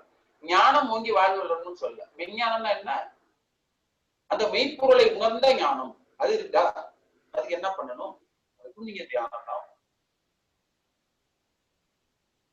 அது எப்ப வாய்க்கும்? உங்களுடைய வினை பயன் மன தூய்மை, இந்த ரெண்டும், அந்த வினை தூய்மை மன தூய்மை ஆக ஆக ஆக ஆக ஒரு நாள் தியானம் வாய்க்கும். தெரியாது, தெரியாது. அந்த தியானம் அப்படின்னு சொல்லும் பொழுது நீங்க அடிக்கடி என்ன பண்ணணும்? கம்ப்ளீட்டா அந்த தியானத்துல உட்காரணும். சிட்டிங்ஸ் உட்கார்ந்துட்டே இருக்கணும். எப்படி அடிக்கடி வெளியில போய்கிட்டே இருந்து எதையாவது வாங்கிக்கிட்டு வச்சுட்டு இருக்கணுமோ அதெல்லாம் தூக்கி ஓட்டமா தூரம் போட்டு, இன்னைக்கு எல்லாம் நிறைய சான்ஸ் இருக்குது இல்லையா? கவர்மெண்ட் வந்து வெளில போகாதீங்கன்னு சொல்லுது. நாளைக்கு எல்லாம் சுத்தமா வெளியில போகலான்னு சொல்லுது. சிட்டிங் போட்டுருங்க ஃபுல்லா. நீங்க தான் போடுங்க, எந்த ஜூமும் போக வேண்டாம். 5 வேளை தொழுவது கடமை. காலையில ஆரம்பிச்சுங்க தவம், அடுத்து குடிச்சு உட்காருங்க. ஒவ்வொரு டைம் டேபிள் மாதிரி போட்டு உட்காருங்க. மெஞ்ஞானம் ஓங்கி வாழ்வோம்னு சொல்றாரு. ஓங்கி வாழலாம். ட்ரை பண்ணி தான் பார்க்கணும் ஞானத்தை. சரி, அடுத்து விழிப்பு நிலை. விழிப்பு நிலை வேணும் இல்லையா? விழிப்பு உணர்வு, அயரா விழிப்புணர்வு, ஜாக்கிரத அவஸ்தான்னு சொல்லுவாங்க நம்ம விஷயம். விழிப்பா இருந்து பார்க்கணும். பொருட்களோடும் உறவுகளோடும் தொடர்பு கொள்ளும் பொழுது அதனுடைய தன்மைக்கு தகுந்தவாறு என்ன பண்ணணும்? தொடர்பு கொள்ள தெரியணும். அப்படி தெரிந்த விழிப்பு நிலையில நீங்க இருக்க இருக்க இருக்க இருக்க ஞானத்தினுடைய பக்கத்துல போயிடலாம். விழிப்பு நிலை இருந்ததுன்னா தூங்கும் போது கூட விழிப்பு நிலையில நீங்க தூங்கணும். எப்படின்னு பாருங்க. தூங்குறீங்க, படுத்திருக்கீங்க, தூங்குறது நீங்களா இல்ல வேற யாரும் அப்படின்னு அதை கொஞ்சம் வாட்ச் பண்ணி பாருங்க. படுக்கிறது மட்டும்தான், சூழலை உருவாக்குவது மட்டும்தான் நீங்க. தூங்குறது அதுவா தூங்கும். இயல்பு, இன்ஸ்டிங் உள்ளுக்குள்ள அதுவா தூங்கும். அந்த டயத்துல நீங்க முடிச்சிருக்கணும். அது தூங்குற உங்களை வைக்கிறது பாருங்க. ஒன்று எந்த ஒன்றுன்னு தெரியல, நீங்க வாட்ச் பண்ணி பார்க்கணும். அது பேர் யோக நித்திரைன்னு பேர். அந்த நித்திரைக்குள்ள நீங்க டிராவல் பண்ணிட்டீங்க அப்படின்னு சொன்னா அந்த இடத்துல க்ஷணத்திலே ஞானம் என்பது சித்திக்கும். அது கூட ஒரு பிராக்டிஸ் கூட கொடுத்தோம். காக்கா புறா இந்த ரெண்டு எவ்வளவு விழிப்பு நிலையா இருக்குன்னு பாருங்க. விழிப்பு நிலையை பாருங்க. காக்கா ரொம்ப அவேர்னஸா இருக்கு, புறா அந்த அளவுக்கு அவேர்னஸா இருக்குது. அதுக்கு கொஞ்சம் வெளிப்படை தன்மை இருக்கும். கிட்ட போனாலும் ரொம்ப பெருசா ஒன்றும் அலட்டிக்காது. ஆனா காக்கா கிட்ட அப்படின்னா ஓடி ரொம்ப நாள் பழகுனது கூட பழகுனா அதுக்கப்புறம் கொஞ்சம் க்ளோஸா ஃப்ரெண்டா வரும். இது அப்படி இல்லை. புறா அப்படி இல்லை. கூட்டமா இருந்தாலும் ஏதாவது உணவு போட்டா சரிட்டு அங்க இருந்து சாப்பிட்டு போகும். ஒரு வெளிப்படை தன்மை என்பது, ஒரு அப்பாவி தன்மை என்பது இருக்கும். அந்த விழிப்பு நமக்கு வேணும். காக்காயினுடைய விழிப்பு நமக்கு வேணும். ஒரு பொருளை போய் ஈஸியா போய் டக்குன்னு சாப்பிடுறது. நம்ம கல்யாண வீட்டுல வச்ச உடனே முதல் கூட்டுதான் வச்சிருப்போம், எடுத்து கடற்கடான்னு எடுத்து சாப்பிட ஆரம்பிச்சோம். ஆனா அது சாப்பிடாது. இது எனக்கு ஒத்துக்குமா ஒத்துக்காதா, எனக்கு சுகர் இருக்கு, அவன் முதல்ல பாதாம் அல்வா வைக்கிறான், நான் தொடருமா வேண்டாமா, விழிப்புணர்வு. அது காக்கா தடவை பாக்குது. ஒரு சாப்பாடு வச்சீங்கன்னா இப்படி பாக்குது, அப்படி பாக்குது, எண்ணமெல்லாம் பாக்குது. விஷத்தை வச்சிருவாங்களோ அப்படின்னு நினைச்சு பாக்குறது என்னன்னு தெரியல. அந்த அளவுக்கு அது ரொம்ப கேர்ஃபுல்லா இருக்கும். நாம அப்படி கேர்ஃபுல்லா இல்லையா? என்ன வச்சாலும் எடுத்து போட்டுறோம். விழிப்பு நிலை வரணும் தானே. இதை ட்ரை பண்ணி பாருங்க. வீட்டுல இருக்கிற மெம்பர்ஸோட விழிப்பு நிலையை வந்து ட்ரை பண்ணி பாருங்க. எனக்கு நேரம் இல்லை, விழிப்பு நிலை பற்றி நிறைய சொல்லுவேன். அது ஜாக்கிரத அவஸ்தா. கம்பி மேல ஒரு சர்க்கஸ் அம்மா நடக்குது பாருங்க, அது மாதிரி ஒரு அவஸ்தை இருக்கும். இந்த பக்கம் பாராட்டும், ஒருத்தன் கேள்வி பண்ணிட்டு இருப்பான் அந்த பொம்பளைய பார்த்து. ரெண்டுக்கும் அவங்க வந்து பதில் சொல்ல மாட்டாங்க. ரெண்டையும் ஒரே மாதிரி மனப்பக்குவத்துல சம நிலையில வச்சிருந்து கம்பியில இருந்து அப்படி இறங்கி வந்த உடனே என்ன பண்ணுவாங்க? இறங்கி ஹாய். ரெண்டு பேருக்கும், தூற்றியவர்களுக்கும் போற்றியவர்களுக்கும் ஹாய் அப்படி சொல்லிடுவாங்க இல்லையா? அது போல உங்க வீட்டுல எத்தனை மெம்பர்ஸ் இருந்தாலும் சரி, ஒருத்தவங்க தூற்றுவாங்க, ஒருத்தவங்க நல்லா இருக்குன்னு சொல்லுவாங்க. ரெண்டு பேருக்கும் வாழ்த்துக்களே சொல்லுங்க. வாழ்க்கை வளங்க அப்படின்னு சொல்லிட்டு நீங்க உங்க வேலையை பார்க்க போனீங்கன்னா உங்க சமாதானம் மிஞ்சும். இதை கொஞ்சம் கடைபிடிச்சு பாருங்க. அடுத்தது அன்பு, கருணை. அன்புங்கிறது ஐயா ஒரு 10 நிமிஷம் ஆகுங்க, கொஞ்சம் பொறுத்தரல. உங்க டயத்தை நான் மீறி போற மாதிரி இருக்கு. ஐயா போலாம்ல?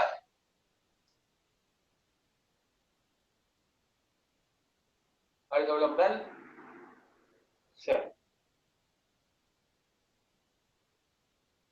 அன்பு என்பது ஒரு ஊற்று. அது நீங்க யாருக்கும் கொடுக்கவும் முடியாது, பெறவும் முடியாது. இளங்கோனையா சொல்லுங்க. தொடருங்க முடிச்சுருங்க. 10 நிமிஷம் எடுத்துங்க ஐயா, பரவாயில்ல ஐயா. வாழ்க வளமுடன். தொடருங்க. ரைட்டுங்க, ரைட். வாழ்க வளமுடன். இப்ப அன்பு அப்படின்னு சொல்றது வந்து ஒரு ஊற்று. அதை என்ன செய்ய முடியாது, நீங்க கொடுக்கவும் முடியாது, பெறவும் முடியாது. அவங்களா எடுத்துக்கலாம், நீங்க யாருக்கும் கொடுக்கலாம் முடியாது. ஒரு ஊற்று தண்ணி வருதுன்னு வச்சுக்கோங்க, பூமியில இருந்து ஒரு ஊத்து தண்ணி வருது, அது நான் உங்களுக்கு கொடுக்குறேன்னு வந்து சொல்லுதா? சொல்றது இல்ல. யார் வேணாலும் போய் அந்த ஊத்து தண்ணியை நீங்க போய் எடுத்துக்கலாம். அது எந்த டிஃபரன்ஸும் அது பண்ணாது. அதுல யார் நல்லவனும் எடுத்துக்கலாம், கெட்டவனும் எடுத்துக்கலாம், எந்த சாதிக்காரனா இருந்தாலும் போய் எடுத்துக்கலாம். ஆனா கிராமங்கள்ல இந்த சாதிக்காரன் மட்டும்தான் இதை புழங்கணும்னு நம்ம சொல்லி வச்சிருக்கோம். டீ கிளாஸ்ல கூட நம்ம டிஃபரன்ஸ் பண்ணி வச்சிருக்கிறோமே. நம்மகிட்ட எங்க அன்பு இருக்குது? அங்க ஊற்று, அந்த ஊற்றை யார் வேணாலும் எடுத்து பயன்படுத்திக்கலாம். அன்பு என்பது ஒரு ஊற்று, அது டிஃபரன்ஸே காட்டாது. பாசம் பற்று மட்டும்தான் டிஃபரன்ஸ் காட்டும். என் குழந்தை, என் கணவர், எல்லாமே என் என் என் என் உடையது உடையது உடையது. அங்க உடையதுங்கிறதுக்கே வேலை இல்லை. ஜென்ரலா எல்லாரையும் அன்போட பாக்குறது தான்.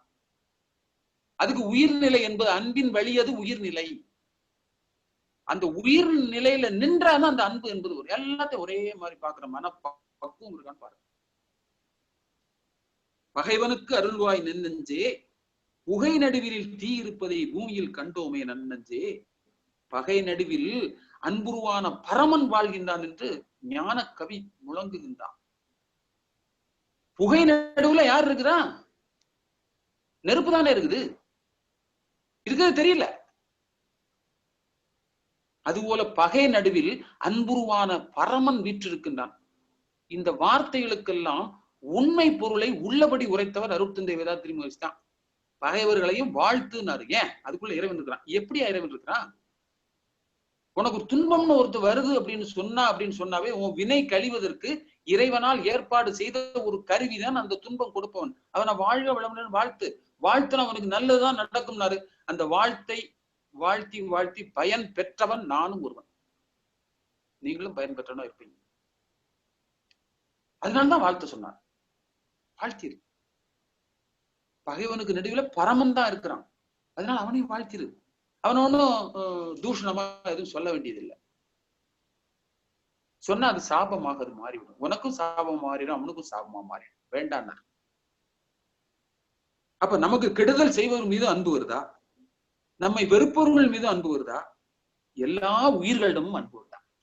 உயிர்களிடத்தில் அன்பு வேண்டும் என்று சொன்னாரே இல்லையா? அன்பனும் பிடிக்குள் அகப்பட்ட மலையே அப்படின்னு வள்ளல் பெருமான் கூட சொல்லியிருந்தாரு. சரி, இந்த அன்புலயே கொஞ்சம் நீங்க இந்த அன்பை பெறவும் முடியாது, கொடுக்க முடியாது. இன்னொரு உதாரணம் கூட சொல்றேன். இப்ப ஒரு மகளை கட்டி கொடுத்துருக்காங்க, 1 மாசம் ஆச்சு. அம்மா இங்க இருந்து போன் பண்றாங்க. என்னப்பா எல்லாரும் எப்படி இருக்கீங்க? நல்லா இருக்கீங்களா? நீ நல்லா இருக்கியாப்பா? மாமியார் மாமலாம் நல்லா இருக்காங்களா? எல்லாரும் நல்லா இருக்காங்க. உடனே வீட்டுக்காரர் எப்படி இருக்காரு? நல்லா இருக்காருங்க. உன்னை அன்பா வச்சிருக்காரா? அன்பை கொடுத்தாரான்னு கேட்கல, அன்பா வச்சிருக்காரா அப்படின்னா என்ன அர்த்தம்? அவர்கிட்ட இருந்து அன்பு வெளிப்படுது. செயல் மூலமாக, எண்ணம் மூலமாக அது வெளிப்படும். முகத்தின் மூலமாக கூட வெளிப்படும். அகத்தின் அழகு முகத்தில் தெரியும். உங்கள்ட்ட அன்பு இருந்தா உங்க முகத்தை பார்க்கவே பளிர்ன்னு இருக்கும். ஜெகவசியம் இருக்கும் அன்பு இருந்ததுன்னா. முகத்தின் மூலமாக, செயலின் மூலமாக, கண்களின் மூலமாக அந்த அன்பு என்ற மழை என்ன செய்யலாம்? பொழியலாம். அதனாலதான் அவங்க கேக்குறாங்க, அன்பா வச்சிருக்காரா? அன்பை கொடுத்தாரான்னு கேட்கல, அல்லது நீ அன்பை பெற்றையான்னு கேட்கல. அதெல்லாம் நல்ல அன்பா வச்சிருக்கிறாங்க. ஏன்ட்ட அன்பா இருக்கிறாங்க. இருப்பு, அன்பு என்பது ஒரு இருப்பு. அறிந்தது சிவம், மலர்ந்தது அன்பு. அது சிவத்தினுடைய குவாலிட்டி, அது ஒரு இருப்பு. இந்த அன்பே நீடித்தும் நிலைத்தும் இருக்குமானால் கருணை வெள்ளமாக மாறும். எல்லாத்துக்கும் போகும் கருணை என்பது. கிட்ட யாரெல்லாம் போறாங்களோ அதை நீங்க அன்பு என்பது அவர்கிட்ட இருந்து வெளிப்படும். ஒரு செயல் மூலமாக, கண்கள் மூலமாக, சொல் மூலமாக வெளிப்படும். ஆனா கருணை அப்படி இல்லை. கிட்ட போயிட்டாவே போதும். அந்த கருணையை நீங்க டோட்டலா அப்படியே முங்கிடலாம். அந்த கருணை வெள்ளத்துல முங்கிடலாம். அதுதான் மகான்கள்கிட்ட நடக்குது. ஆழியார் அறிவுத்திருக்கோயில அருட்தந்தை வேதாத்திரி மகரிஷி அப்படி கேட்ல உள்ள நுழைஞ்ச உடனே அந்த கருணை வெள்ளம் நம்மளை ஆட்கொண்டோம். நம் வேகத்தை எல்லாம் தடுத்து ஆட்கொண்டு அப்படியே கிட்ட போய் நம்ம அப்படியே கிட்ட உட்கார்ந்துட்டோம்னா அவ்வளவுதான் முடிஞ்சுது. அந்த கருணை வெள்ளத்துல முங்கிட்டோம் அப்படின்னு சொன்னோம்னா அங்க அறிவே இல்லாம போயிடும். நமக்கு அறிவு முங்கிடும். அவர்கிட்ட போயிட்டா அவருதான் அறிவு. அவ்வளவுதான் முடிஞ்சுது. இது போல நிறைய விஷயங்கள் ஓரறிவிலிருந்து அப்படியே நடந்துட்டு தான் இருக்குது.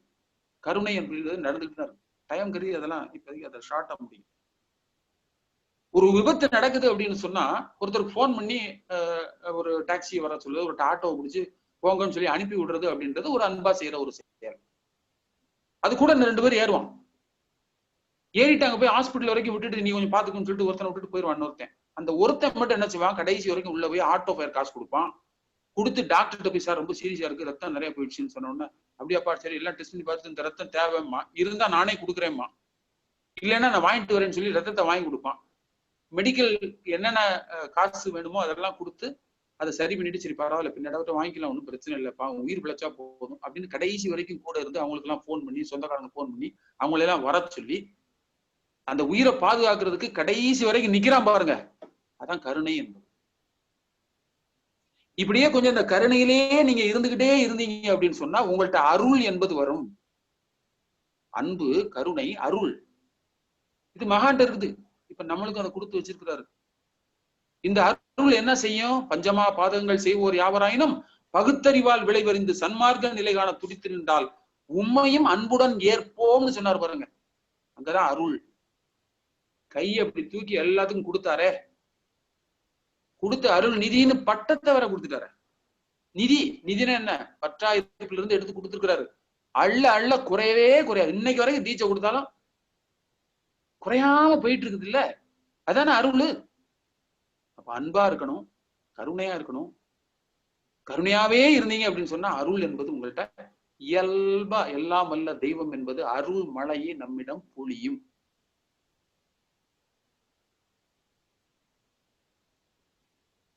அன்பிற்கும் உண்டோ அடைக்கும் தாழ். அது தாழ் போட்டுலாம் அடைக்காது. அன்புன்னு நம்மகிட்ட ஊற்று வந்துருச்சு அப்படின்னு சொன்னா அப்படியே பிராபகமா வந்து அது கருணையாக மாறி அருளாக, அருள் மழையாக பொழிந்து கொண்டே இருக்கும். அந்த அளவுல இந்த 6 விஷயங்களையும் உங்களால் எதை முடியுதோ எதையாவது ஒன்றை மட்டும் எடுத்து ஒரு மாதம் ட்ரை பண்ணி பாருங்க. அன்பு, அமைதி, உண்மை, ஆனந்தம், விழிப்பு நிலை, ஞானம். இந்த 6ல ஏதாவது ஒன்றை நீங்கள் எடுத்து ஆராய்ந்து உங்கள் அறிவோடு இணைத்து ஒரு மாதம் ஒரு முயற்சி, பயிற்சி, வைராக்கியம் பண்ணினீங்கன்னா அந்த மனம் என்பது 6 மனமாக, 6 மனமே 6 ஆறும் கொஞ்சம் கொஞ்சமா அது ஆறி ஆறி ஆறி ஆறி உள்ள இருக்கக்கூடிய அத்தனை பதிவுகளும் நம்மை விட்டு டெலீட் ஆயிடும், வலுவிழந்து செயலிழந்து போய்விடும். கொஞ்சம் செயல்ல இதை ட்ரை பண்ணி பார்த்தா சில விஷயங்கள் நடக்கும். அதோடு தவத்தையும் கொஞ்சம் சேர்த்து கொண்டு இந்த 6 விஷயங்களை நீங்கள் செய்தால் உங்கள் மனம் ஆறும் என்று சொல்லி இந்த வாய்ப்புக்கு நன்றி பாராட்டி திருவண்ணாமலை அறிவுத்தல் கோயில் சார்பாக நிர்வாகிகளுக்கும் பொறுப்பாளர்களுக்கும் இளங்கோவன் ஐயா அவர்களுக்கும் இதை இதுகாரும் என்று பொறுமையாக அருட்தந்தை வேதாத்ரி மகர்ஷியுடைய கருத்துக்களை செவிமடுத்தமைக்கும் உங்கள் அனைவரையும் இறைநிலையின் ஒரு பகுதியாகவே பாவித்து இந்த உரையை நிறைவு செய்கிறேன். வாழ்க வையகம், வாழ்க வையகம், வாழ்க வளமுடன். வாழ்க வளமுடன்.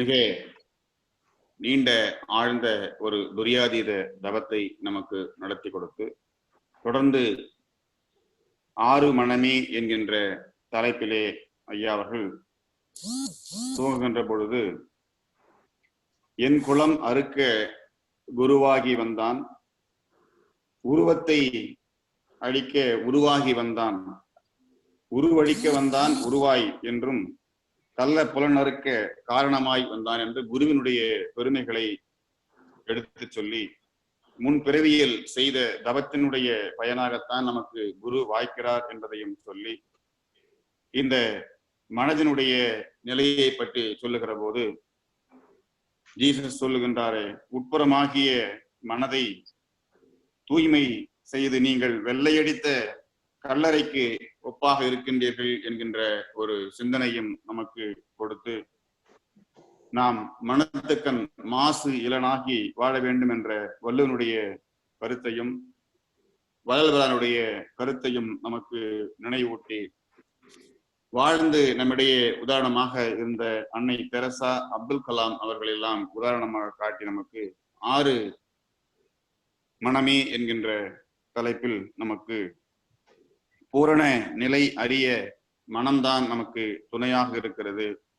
அருள் தந்தை வேதாத்திரி மகரிஷி அவர்கள் மட்டுமே மனதிற்கு மிகச்சிறப்பான விளக்கத்தை கொடுத்தவர்கள், மனதை உயர்வாக பேசியவர்கள் நம்முடைய அருள் தந்தை என்றெல்லாம் சொல்லி, U+U என்ற அந்த விளக்கத்தையும் சூத்திரத்தையும் சொல்லி, அட்டாங்க யோகத்தினுடைய நிலைகளில் நாம் எவ்வாறு இருக்கின்றோம், அதை அருள் தந்தை நமக்கு எவ்வாறு கொடுத்திருக்கிறார் என்பது பற்றிய தெளிவான விளக்கங்களையும் நமக்கு எடுத்து சொல்லி, தொடர்ந்து 6 விஷயங்களை நமக்கு சொன்னார். 6 மனமே 6, அந்த ஆண்டவன் கட்டளை என்று சொல்வது போல அன்பு, அமைதி, உண்மை, ஞானம், விழிப்பு நிலை, ஆனந்தம் என்கின்ற 6 தலைப்புகளிலே மிக சிறந்த கருத்துக்களை கண்ணதாசனுடைய அற்புதமான அந்த பாடல் வரிகளை சொல்லி நமக்கு மிக எளிமையாக புரிய வைத்திருக்கின்றார்கள். அன்பின் வழியது உயிர்நிலை என்கின்ற வள்ளுவனுடைய கோட்பாட்டையும்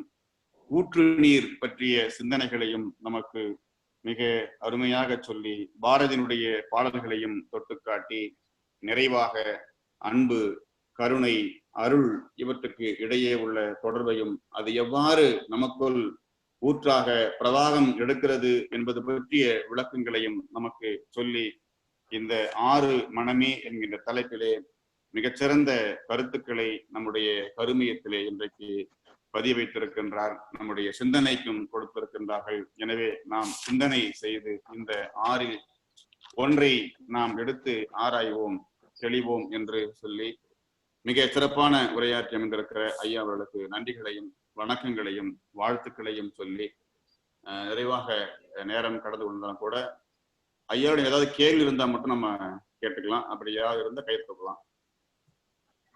கேள்விகள் ஏதாவது தொடர்பான கேள்வி இருந்தால் 1-2 கேள்விகளை மட்டும் ஐயாட்ட கேட்டு நம்ம வந்து நிறைய நிகழ்ச்சியில் எடுத்துக்கலாம். வாழ்க வளமுடன். கேள்வி இருப்பு கையை உயர்த்தலாம். வாழ்க வளமுடன்.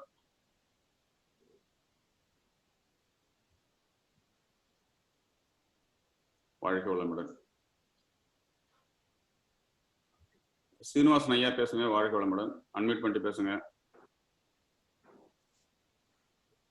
வாழ்க வளமுடன் ஐயா. ஸ்ரீனிவாசன் திருவண்ணாமலையில இருந்து பேசுறேன் ஐயா. வாழ்க வளமுடன் ஐயா. சொல்லுங்க. ரொம்ப நல்லா இருந்துச்சுங்கய்யா ஸ்பீச். எனக்கு என்ன டவுட் அப்படின்னு பாத்தீங்கன்னாக்கா, இப்போ 6வது அறிவாக மலர்ந்து இருக்கிறது மனம். அப்போ உயிரினங்கள், மற்ற உயிரினங்கள், ஜீவராசிகளுக்கு மனம் இல்லையா, இருக்கா? இதான் டவுட் ஐயா. ஆமாங்கய்யா. மற்ற உயிரினங்களுக்கு மனம் என்பது இருக்கு, எல்லை கட்டி இருக்கு. எல்லை கட்டி அளவுல இருக்கிறதுனாலதான் ஒரு எரும மாடு ஒரு குட்டி போடுது அப்படின்னு சொன்னா கடைசி வரைக்கும் அது எரும மாடா மட்டும்தான் இருக்கும். சிந்திக்கிற ஆற்றல் இருக்காது.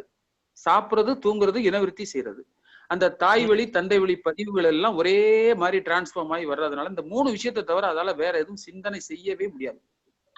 ஆனால் மனிதனாக மட்டும்தான் இந்த 6வது அறிவாக மனம் என்பது விரிந்த நிலையில், பகுத்தறிவு நிலையில், பகுத்தும் பார்க்கக்கூடிய ஒரு நிலையில், அதை தொகுத்தும் பார்க்கக்கூடிய அறிவு இருக்கிறதுனால 6வது அறிவில் இருக்கக்கூடிய மனம் என்பதுதான் இறைநிலையினுடைய மறுமுனை என்று அருட்தந்தை வேதாத்ரி மகர்ஷி சொல்றாங்க.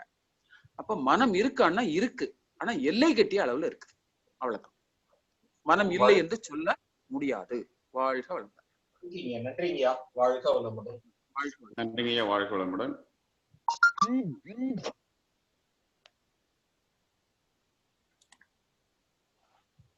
வாழ்க வளமுடன். வேற யாரும் கேள்விகளும் நிகழ்ச்சியை நிறைவு செய்து கொள்ளலாம்.